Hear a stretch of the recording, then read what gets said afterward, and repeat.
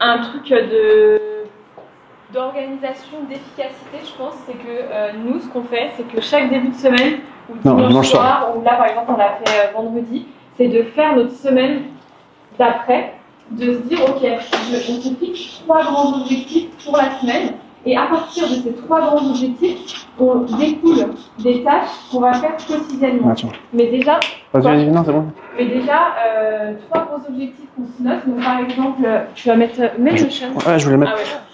On va vous montrer du coup les grands objectifs. Après vous faites comme vous voulez. C'est juste que nous, ça marche bien comme ça. Ouais. Moi, j'avais regardé je sais plus quel grand entrepreneur, il me semble, c'est Jeff Bezos ou je sais plus. Ouais, qui avait dit, je me fixe jamais plus de 3 grands objectifs par semaine, mais aussi par jour. C'est-à-dire que, en tout cas, moi j'ai pris un peu ça, je l'ai un peu modifié à ma sauce, mais moi, mes grands objectifs, click, je vais vous montrer là pour la semaine prochaine. Regardez, c'est ça. Ça, c'est mes grands weekly goals. C'est-à-dire, j'ai 3 trucs. C'est tourner vidéo YouTube. Déjà, ça va pas parce qu'il n'y a pas de chiffre. Je devrais mettre au moins setting et contenu LinkedIn. En gros, je voudrais tourner 5 vidéos YouTube. Je voudrais faire, 200 settings, mettons 200 messages et créer 3 mois d'avance sur LinkedIn. Et par rapport à ça, je me mets des micro-tâches qui vont permettre d'atteindre ça. Donc, par exemple, contenu LinkedIn ici, tu vois. Donc là, je vais commencer ici. Il y a du contenu LinkedIn aussi ici. Tournage YouTube.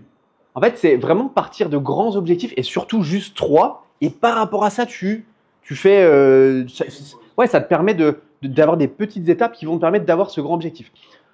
Aussi, moi, ce que j'aime bien dire, c'est que quand je choisis mes grands objectifs, c'est vraiment se poser et se dire qu'est-ce qui va faire bouger le bateau.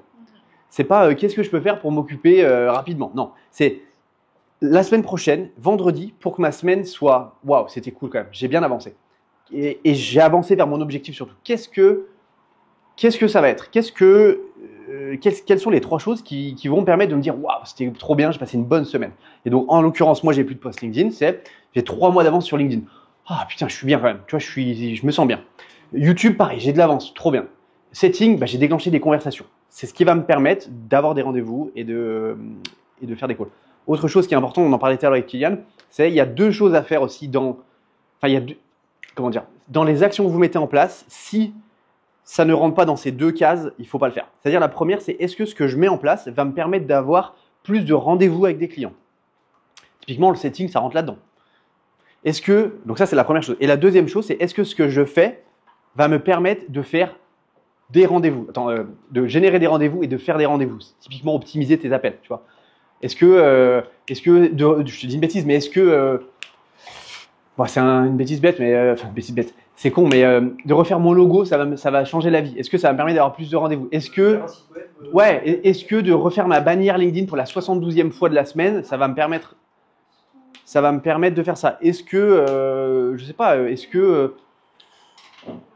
est-ce que de retravailler mon accroche LinkedIn va me permettre d'avoir plus de rendez-vous? Un petit peu quand même. Parce que du coup, je crée du contenu qui va permettre d'attirer ma cible. Tu vois, c'est vraiment se dire, est-ce que ça rentre dans cette catégorie de, est-ce que ça, je vais générer des rendez-vous ou est-ce que je vais faire plus de rendez-vous? Tout simplement. Et finalement, il y a qu'une question. Est-ce que ça va me permettre de générer plus de rendez-vous? Oui.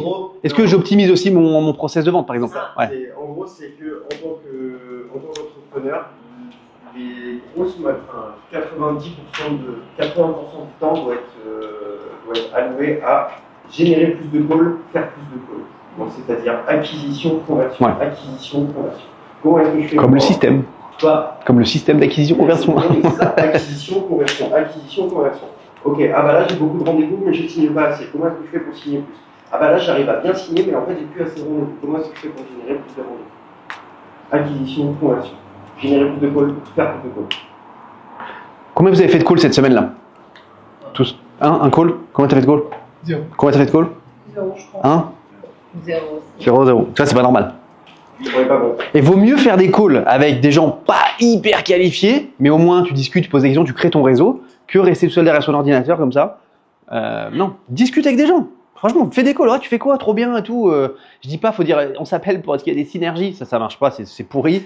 Si je peux me permettre, tout à l'heure, on parlait rapidement de la partie en fait vos objectifs de la semaine, et donc on en revient toujours à la vision, les stratégies. Donc ma vision, je veux faire ton argent, ton truc, j'ai mon objectif. Ok, je pars de là. Ensuite, j'ai mes stratégies. Ok, pour faire tel truc, il faut que je fasse 3 clients, 3 nanani, 3 nanana. pour arriver à ces trucs-là, ok, on en revient à ce qu'on disait au tout début, c'est je veux 3 clients, combien d'appels est-ce qu'il faut que je fasse? Combien d'appels est-ce que, pour faire ton appel, je dois faire tant de trucs. Vous nous avez dit, ok, un rendez-vous, 0 rendez-vous. Et bah en fait, vous avez envoyé combien de messages dans la semaine? 40. Tu vas m'augmenter ce chiffre. C'est une journée presque. En une journée, tu dois faire 40 messages. Surtout que tu travailles pas à côté, tu vois. Tu travailles plus à côté. Là, t'es full. Et tu vas à fond. Il y a que ça à faire. Si ça génère, c'est des rendez-vous ou des machins. Et tous les mardis midi, je vous dis quoi? Je vous dis, lancez, il y a du link. Il y a du link, il est fonctionnel? Il marche? Bah, j'ai regardé les outils, mais là, je vais mettre en place. Ok, très bien. Si c'est pas fait la semaine prochaine, tu viens pas. Tu viens pas Je t'accepte pas. Tu viens même pas. Absolument. Et il faut envoyer plus de messages. Comme ça, David, tu n'envoies pas assez de messages. Maintenant, les listes commencent à être chauffées. Je veux que tu augmentes les volumes. Je veux 100 personnes par semaine qui ont été envoyées, minimum 100 nouvelles conversations. Et après, on passe par 200 par semaine. Ouais, entre guillemets. Parce que là, maintenant, si tu regardes de manière factuelle, tu dois envoyer à peu près 200 messages pour récupérer un rendez-vous. Ok. Comment est-ce que tu peux envoyer 2 campagnes simultanées? Tu peux y aller, shoot. Je te l'ai déjà dit trop de fois. Envoie du message. Et comme pour Alexandra, il ne vous fait que parfait. Et tu améliores petit à petit. Mais envoyer, c'est important la qualité, mais la quantité aussi c'est super important. Ouais. Parce que maintenant tu as des data, tu sais qu'il te faut 200 mails pour avoir un client à peu près. Donc si tu veux, pour avoir un rendez-vous. Donc si tu veux 5 rendez-vous, il va falloir qu'on voit 1000 emails. En prenant dans ce sens-là, et donc on rétro-engine, comme on a dit, les objectifs, je veux avoir 3 rendez-vous par semaine. Enfin, je veux 2 clients par mois. Ok, si je veux 2 clients, il me faut 6 rendez-vous à peu près. Si je veux 6 rendez-vous, et ben en fait, il faut que je fasse, il me faut autant de conversations déclenchées. Ouais. Ok, bah pour avoir autant de conversations déclenchées, ça veut dire qu'il faut que j'envoie autant de demandes de connexion et que je fasse autant de trucs. Ouais. Si vous le faites pas, et que vous avez pas, et que vous nous regardez et que vous nous dites, je comprends pas, ça marche pas, c'est de votre faute. Complètement. Il faut assumer la responsabilité. Exactement. Et surtout, c'est bien de l'assumer une fois. L'assumer 2 fois, c'est un échec. Et c'est une grosse erreur. Et c'est pas bien. Et donc ça, c'est inacceptable. Et là, tu m'as le martinet. Bam, bam, bam. Fouetter en open space, mais fouetter aussi... C'est Martinienne. 6 mails en plus d'avance. Ça aurait du sens d'avoir, à la limite, des objectifs, tu vois, à 3-6 mois. Et tu sais, tu te fais une liste. Dans 6 mois, je veux avoir sorti 10 vidéos YouTube sur le VSL. Et du coup, quand tu as un trou, et que au lieu de faire rien et d'aller à la plage, bah tu te dis là je vais enregistrer une petite vidéo YouTube ou un podcast ou faire un interview, tu vois, faire un truc qui va aussi te permettre de créer un actif. Tu vois, c'est pas un post LinkedIn qui a disparu dans 3 jours, tu vois. C'est te dire je crée un truc qui va rester dans le temps, une vidéo YouTube encore une fois en mode Loom tranquille sans montage, un podcast, tu vois quelque chose qui va te permettre d'atteindre cet objectif à 6 mois. Et je trouve que c'est bien d'avoir bah, tu vois, dans la poche arrière, te dire si jamais j'ai pas de travail, je peux sortir ça en fait, tu vois. Donc ça peut être encore une fois par rapport à ta vision, par rapport à ce que tu veux faire, de toujours avoir un projet qui est un petit peu en backup, tu vois. Mais en plus, c'est pas parce que tu as écrit les emails d'avance et fait tes posts LinkedIn que tu n'as plus rien à faire. Ouais. Tu as toujours de la prospection, des messages à envoyer. De la prospection à faire, mais là, je me dis, bon, ça méritait. Ouais, c'est ça. Une petite baignade. C'est ce que moi, quand je connais le client, c'est la prospection, c'est des trucs qu'on n'aime pas faire. Quoi. Ouais. Ah ouais, mais si tu fais pas, c'est voilà. Mais j'ai un autre problème, un autre souci, moi, c'est que, par exemple, je me dis, demain matin, tu écris 30 posts. Et le matin, je me lève, et là, blocage, pas d'inspiration, etc. Et au bout de 20 minutes, je sais que ça va être mort. Et donc, comme j'ai rien prévu, enfin, je sais pas. Ouais, je suis sûr. Eh ben, on peut parler de créa de contenu si tu veux. Si au lieu de repartir d'une feuille blanche à chaque fois, fais-le en 2 fois. Au lieu de te dire, je vais créer aujourd'hui 50 posts ou 3 posts ou peu importe. Moi, je le fais en 2 fois. C'est-à-dire que je me bloque un créneau où ça va être, je vais balancer mes idées, donc idée 1, idée. Le lendemain ou le surlendemain, j'ai une liste de 70 idées. Et là, c'est seulement cette idée, je l'écris. Cette idée, je la sens pas. Donc, je vais peut-être mieux sentir celle-là. Et en fait, la créa de contenu, moi, je la fais en 2 fois, vraiment en 2 fois. Parce que l'idéation et la création, ça demande 2 parties différentes de ton cerveau de travail. Donc, coupe ça en 2, santé. Coupe ça en 2 et ça sera beaucoup plus simple.